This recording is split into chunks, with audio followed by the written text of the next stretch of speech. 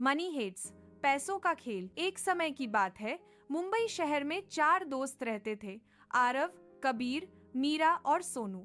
ये चारों बचपन से ही बहुत अच्छे दोस्त थे, लेकिन हालात ऐसे बने कि सबकी जिंदगी में पैसों की तंगी आ गई। आरव का सपना था अपने पिता का पुराना कारखाना फिर से शुरू करना। मीरा अपने छोटे भाई की पढ़ाई करवाना चाहती थी। कबीर के ऊपर कर्जा था और सोनू अपने बीमार माँ का इलाज कराना चाहता था। एक दिन ये चारों एक पुरानी इमारत की छत पर बैठे बात कर रहे थे। आरव बोला, दोस्तों, अगर हमें जिंदगी में कुछ बड़ा करना है तो हमें बस एक बार का मौका चाहिए। कबीर हंसते हुए बोला, मौका कहाँ से मिलेगा? हम तो बस आम लोग हैं। मीरा ने कहा, कभी कभी दिमाग पैसे से ज्यादा काम करता है। सोनू बोला, मतलब?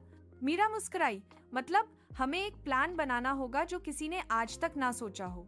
मीरा के दिमाग में एक मनी हेट्स, मनी हाइस्ट जैसा आइडिया आया, लेकिन उनका टारगेट बैंक नहीं था, बल्कि एक भ्रष्ट बिल्डर था जिसने शहर के गरीब लोगों के घर तोड़कर उनकी जमीन हड़प ली थी और करोड़ों रुपए काले धन के रूप में जमा कर रखे थे। प्लान बनता है। चारों दोस्तों ने मिलकर एक शानदार प्लान बनाया। आरव को मशीनों की समझ थी, तो उसने नकली सिक्योरिटी पास और इलेक्ट्रॉनिक डिवाइस तैयार किए। मीरा ने डेटा हैक करना सीखा ताकि वह बिल्डर के कंप्यूटर में घुस सके। कबीर को एक्टिंग आती थी, तो उसने बिल्डर की कंपनी में गार्ड बनकर काम पकड़ लिया। सोनू ने सारे नक्शे और रास्ते तैयार किए, कौन से कैमरे कहाँ हैं और कहाँ से अंदर जाना सबसे आसान रहेगा। सबने तय किया कि पैसे चुराना नहीं है, बल्कि उन पैसों को गरीब लोगों में बांटना है जिनसे बिल्डर ने जमीन छीनी थी। डबलैंड ऑपरेशन मनी हेट्स शुरू होता है। रात के 12 बजे जब पूरा शहर सो रहा था, चारों ने अपना ऑपरेशन शुरू किया। कबीर ने सिक्योरिटी रूम से कैमरों का कंट्रोल संभाल लिया। आरव और सोनू बेसमेंट में पहुंचे, जहां करोड़ों रुपए कैश में रखे थे।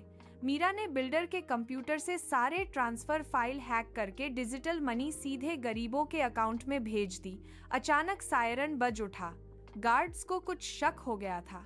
कबीर ने रेडियो पर कहा, दोस्तों, अब बस 3 मिनट हैं, जल्दी करो। आरव और सोनू ने आखिरी बैग उठाया और छत की तरफ भागे।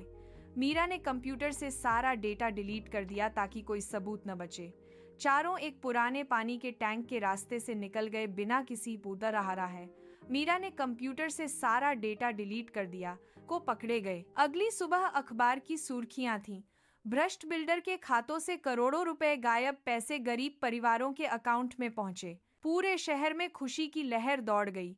किसी को नहीं पता था कि ये किसने किया, पर लोग उन्हें मनी हेट्स हीरोज कहने लगे।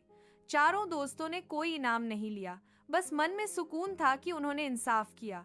कहानी की सीख, सच्ची ताकत पैसे में नहीं, दिमाग और इरादे में होती है। जब इरादा अच्छा हो तो मुश्किल काम भी आसान बन जाता है। मनी हेट्स भाग 2, बदले की आग। पिछले मनी हेट्स ऑपरेशन के बाद मुंबई के 4 दोस्त आरव, मीरा, कबीर और सोनू अब अपनी अपनी जिंदगी में लौट आए थे। शहर के गरीब लोगों के चेहरे पर मुस्कान थी, पर एक आदमी था जो अंदर ही अंदर जल रहा था। वो था बिल्डर विक्रम राय, जिसकी करोड़ों की काली कमाई 4 दोस्तों ने गरीबों में बांट दी थी। विक्रम का बदला। विक्रम राय ने ठान लिया कि वह इन मनी हेट्स हीरोज को ढूंढ निकालेगा। उसने एक प्राइवेट एजेंसी लगाई जिसने सीसीटीवी फुटेज, इंटरनेट लॉग और बैंक ट्रांजैक्शन तक छान मारे। उसे कुछ सुराग मिले। एक जगह एक बाइक दिखी जो सोनू की थी। दूसरी जगह एक पुरानी इलेक्ट्रॉनिक डिवाइस जो आरव ने इस्तेमाल की थी। विक्रम गरज कर बोला, मुझे इन चारों की जान नहीं चाहिए, मुझे इनसे वही एहसास दिलवाना है जो मुझे हुआ था हार का। 10 दोस्तों को खतरे का एहसास। एक दिन आरव के पास एक अनजान लिफाफा आया। उसमें सिर्फ एक लाइन लिखी थी, तुम्हारा अगला कदम तुम्हारी आखिरी गलती होगी। मीरा समझ गई कि अब वो पकड़े जा सकते हैं। चारों ने फिर एक गुप्त जगह पर मुलाकात की। मीरा बोली, वो हमारे करीब पहुंच चुका है। कबीर ने कहा, अब क्या करें, छिपे या फिर से खेल खेलें? आरव बोला, अब की बार हम बचेंगे नहीं, सिखाएंगे। सोनू मुस्कुराया, तो फिर तैयार हो जाओ, मनी हेट्स पार्ट 2 शुरू होता है। डॉस नया प्लान, मिरर गेम। इस बार उन्होंने उल्टा जाल बिछाया। उन्होंने विक्रम के नाम से एक नकली बिजनेस वेबसाइट बनाई जिसमें लिखा था विक्रम रियल एस्टेट, गरीबों को मकान दिलाने की नई योजना। हजारों लोग उस साइट पर रजिस्टर करने लगे। विक्रम को लगा कि कोई उसकी कंपनी के नाम पर ठगी कर रहा है। वह खुद पुलिस लेकर उस जगह पहुंचा, लेकिन वहां कुछ नहीं था। अचानक सामने स्क्रीन जल उठी। वीडियो पर आरव का चेहरा था। आरव ने कहा, तुमने गरीबों से जो छीना वो हमने लौटाया। अब अगर तूने फिर किसी का घर छीना तो अगली बार हम तेरे नाम का हर निशान मिटा देंगे। विक्रम गुस्से से चिल्लाया, पर कुछ कर नहीं पाया, क्योंकि उसी वक्त मीरा ने उसका सारा काला डेटा मीडिया को भेज दिया। अंजाम अगले दिन न्यूज चैनलों पर विक्रम राय के भ्रष्टाचार की खबरें छा गईं। वो गिरफ्तार हो गया। चारों दोस्त फिर से गायब हो गए, लेकिन इस बार एक संदेश छोड़ गए, हम चोर नहीं, सुधारक हैं। जब तक अन्याय रहेगा, मनी हेट्स जिंदा रहेगा। कहानी की सीख, बुराई के खिलाफ आवाज हमेशा ऊंची होती है। फर्क बस इतना है कि कौन डरता है और कौन डटकर खड़ा होता है। मनी हेट्स भाग 3, अंतरराष्ट्रीय खेल। परिचय, नए अफसाने, नई चुनौतियां। पिछले 2 ऑपरेशनों के बाद आरव, मीरा, कबीर और सोनू अब सिर्फ शहर के हीरो नहीं रहे, उनके कारनामों की खबर अनजान दुनिया तक पहुंची थी। कुछ एनजीओज और इनसाइडर जर्नलिस्टों ने उनके काम को सही माना, वहीं कुछ शक्तिशाली लोग अभी भी उनके पीछे थे। एक रात मीरा को एक एन्क्रिप्टेड संदेश मिला। संदेश किसी अंतरराष्ट्रीय वॉटचार्ड विसल ब्लोअर ने भेजा था। उसमें लिखा था कि दुबई की एक मशहूर इंटरनेशनल डेवलपमेंट कंपनी ने भी काले धन के जरिए कई गरीब देशों के मकान और जमीन हड़पे हैं और पैसों को टैक्स हेवन में छुपाया जा रहा है। संदेश के साथ एक बैंक लेजर की कॉपी और कुछ नाम थे, मगर सब सुराग सीमित और खतरनाक थे। चारों ने निश्चय किया, अब खेल सीमा पार किया जाएगा। यह चोरी नहीं, बल्कि वैश्विक ईमानदारी का मिशन था। 10 आगमन, दुबई की चमक दमक में छाया दुबई, ऊंची ऊंची इमारतें, रोशनियों का शहर, पर पीछे छिपी आर्थिक स्याही। चारों ने वीजा लेकर अलग अलग पहचान में वहां प्रवेश किया। आरव ने एक टेक स्टार्टअप का बहाना रखा, वो लैब में सॉफ्टवेयर अपडेट करने गया। मीरा ने एक फाइनेंस कंसल्टेंट का रूप लिया और कंपनी के आर्काइव में पहुंचने की कोशिश की। कबीर ने रिसेप्शन और सेफ्टी स्टाफ का रोल अपनाया। सोनू स्थानीय नक्शों और लॉजिस्टिक्स का जिम्मा संभाला। लक्ष्य था कंपनी के मुख्य सर्वर से ट्रांजैक्शन रूट और टैक्स हेवन वाली शाखाओं के रिकॉर्ड निकालना, ताकि उन्होंने चोरी किए गए पैसों को ट्रेस कर सके। अंदर की जालसी, धोखे और चालों का जाल। पहला कदम आसान नहीं था। कंपनी के पास हाई एंड सिक्योरिटी थी, बायोमेट्रिक, मल्टी फैक्टर ऑथेंटिकेशन और पेन ट्रेसिंग कैमरे। पर चारों की टीम अनुभवी थी। मीरा ने रात में सर्वर रूम की आभासी खिड़की में घुसने के लिए एक फेक सिस्टम अपडेट भेजा, जिससे सिक्योरिटी स्क्रीन कुछ समय के लिए ब्लैकआउट में चली गई। उसी समय कबीर, जो अब गार्ड बन चुका था, ने पास स्कैन करके लोकल नेट तक पहुंच की व्यवस्था कर दी। आरव और सोनू ने मिलकर एक ऑडिट लॉग बनाया, ऐसा लगे कि सभी जानकारी कंपनी के अंदरूनी ऑडिट के हिस्से के रूप में निकाली जा रही है। मीरा ने तब उन लेखों में से कुछ फर्जी ट्रांसफर की कॉपी डिटेक्ट कर ली और उनमें एक कड़ी खुली। एक छोटे अफ्रीकी देश के विकास प्रोजेक्ट का धन, जो असल में वहां के नेताओं और कंपनी के साझेदारों के ऑफशोर खातों में गया था। 10 मोड़, धोखा और पकड़ का खतरा। जैसे ही मीरा ने रिकॉर्ड लोकल हॉट्स में सेव किए, सिस्टम ने अलर्ट भेज दिया। कंपनी की सुरक्षा ने इसे अनऑथोराइज्ड मूवमेंट माना। लाइटें जल उठीं, अलार्म बजी, एयरलॉक बन गया। चारों ने एक साथ ही योजना बदली। कबीर ने गार्ड्स का ध्यान हटाने के लिए एक नकली फाइट स्कीम शुरू की, जिससे सुरक्षा एहतियात बाहर गए। सोनू ने छिपते हुए छत की तरफ रास्ता बनाया। आरव ने एक छोटा सा डिवाइस रखा, जो कि सर्वर लॉग्स को बाहर एक एन्क्रिप्टेड ड्राइव पर भेज रहा था। मीरा ने अंतिम फाइलें डाउनलोड कर ली, लेकिन उसी क्षण एक सुरक्षा अधिकारी ने उन्हें पकड़ लिया। सच बाहर आना कबीर की बहादुरी। कबीर ने तुरंत एक बड़ा जोखिम उठाया। वह सामने आकर बोल पड़ा कि मीरा कंपनी की एक्सटर्नल ऑडिटर है और वेरिफिकेशन के लिए उसे असिस्ट करना होगा। पुलिस और सुरक्षा अधिकारी पल भर के लिए चकित हुए। कबीर ने नाटकीय रूप से कुछ नकली पेपर पेश किए और तभी आरव ने पीछे से ड्राइव निकाल लिया। मीरा को पकड़कर ले जाया गया, पर उसी समय सोनू और आरव की टीम ने बाहर से कुछ मीडिया, कॉन्टैक्ट और एनजीओ के एड्रेसेस को ट्रांसफर कर दिया, ताकि अगर वे फौज भी जाएं तो रिकॉर्ड सार्वजनिक हो जाए और मामले दब न सके। वैश्विक सनसनी खुलासा, और नतीजा, अगले 24 घंटों में उन रिकॉर्ड्स को सुरक्षित सर्वरों पर भेजा गया और कुछ विश्वसनीय पत्रकारों को सौंप दिया गया।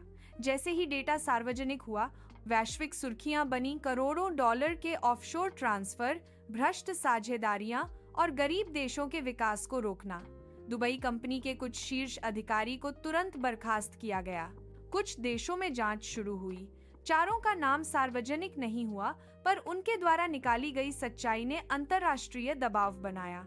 कई प्रभावित देशों ने अपने मामलों की पुनः जांच शुरू की और कुछ बेईमानी के दोषी नेताओं पर मुकदमों की शुरुआत हुई। दिसलौटना, सत्य और जिम्मेदारी। ऑपरेशन के बाद चारों मित्र सुरक्षित लौटे, कुछ घाव और ज्यादा अनुभव के साथ। वे समझ गए कि अंतर्राष्ट्रीय लड़ाई में जीत केवल चोरी से नहीं मिलती, जान जोखिम में डालकर सच्चाई सामने लानी पड़ती है।